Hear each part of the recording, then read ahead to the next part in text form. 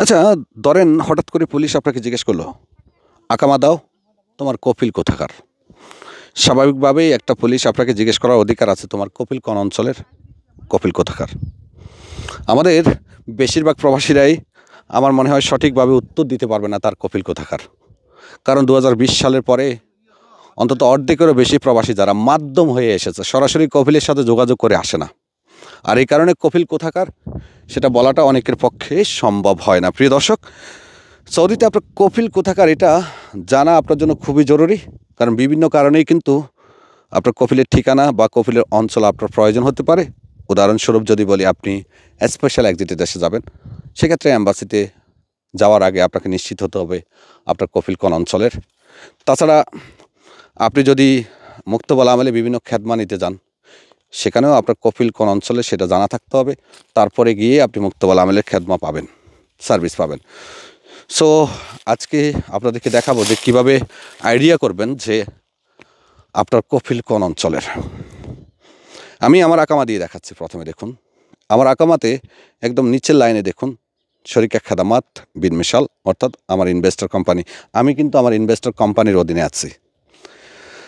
নিচের লাইনের মধ্যখানে যে লাইনটা আছে উপরেরটা, সেখানে দেখুন কাজের স্থান মক্কা আল মকাররমা। আমি কিন্তু মক্কাতেই কাজ করি এবং আমার শরিকা কিন্তু মক্কাতেই খোলা। আর সবথেকে ইন্টারেস্টিং হলো এর উপরের লাইনটা দেখুন, জাওয়াজাত জুবাইল। ইকামা ইস্যুর যে জায়গাটা সেটা জুবাইল দেখাচ্ছে। দর্শক, এটা মূলত হলো আমি 2007 সালে জুবাইলে আসছিলাম ভিসা নিয়ে।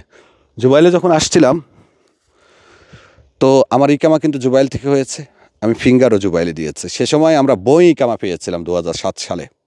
তারপরে যখন ডিজিটাল ইকামা বা কার্ড ইকামা আসছিল, তার জন্য আমাদেরকে ফিঙ্গার দিতে হয়েছে সরাসরি।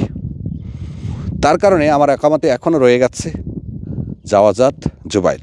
এটা আমার জন্য অনেক সমস্যার কারণ হয়। যেমন হজের সময় আমি মক্কাতে সরাসরি ঢুকতে পারি না তাশরিয়া ছাড়া। এবারও কিন্তু গতবারও হজের সময় বেশ কিছু সমস্যা করছিল আমার সাথে, বারবার আমাকে গড়িয়ে দিয়েছিল। তো আপনার কপিল কোথাকার, এটার প্রাথমিক নিশ্চিত আপনি হতে পারবেন কিভাবে?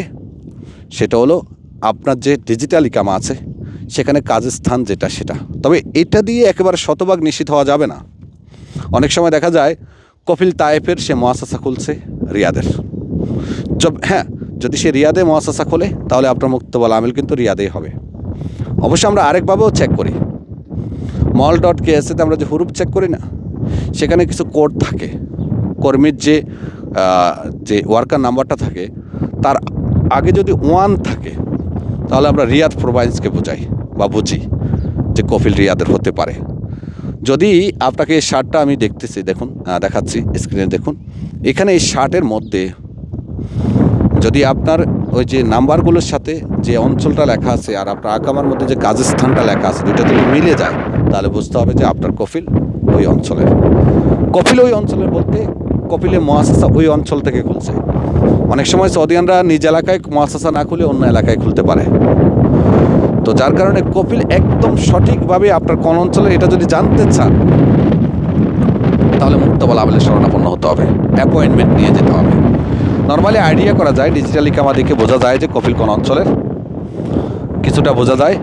আর আমরা নর্মালি mall.ksতে হুরুপ চেক করার যে লিঙ্কটা আছে সেখান থেকে চেক করেও কিছুটা আইডিয়া করতে পারি যে কপিল কোন অঞ্চলের।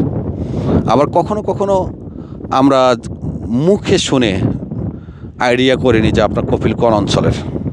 সো কপিল কোন অঞ্চলের এটা আশা করি আজকে কিছুটা হলেও বুঝে গেছেন। আর ডিজিটাল ইকামার মধ্যে স্পষ্ট উল্লেখ করা আছে আপনার কাজের স্থান কোথায়। বড় বড় কোম্পানিগুলোর ক্ষেত্রে আপনার দেখা যায় যে তাদের বিভিন্ন ব্রাঞ্চের জন্য যে ভিসা তোলে শাখার জন্য, সেখানে কিন্তু সঠিকভাবে বোঝা যায় না যে আপনার কপিল কোন জায়গার। কারণ কোম্পানিগুলো হেড অফিসের ঠিকানা অনেক সময় থাকে, অনেক সময় থাকে না। হেড অফিসের অঞ্চল অনেক সময় লেখা থাকে, অনেক সময় থাকে না। ধন্যবাদ, ভালো থাকবেন, আল্লাহ হাফেজ।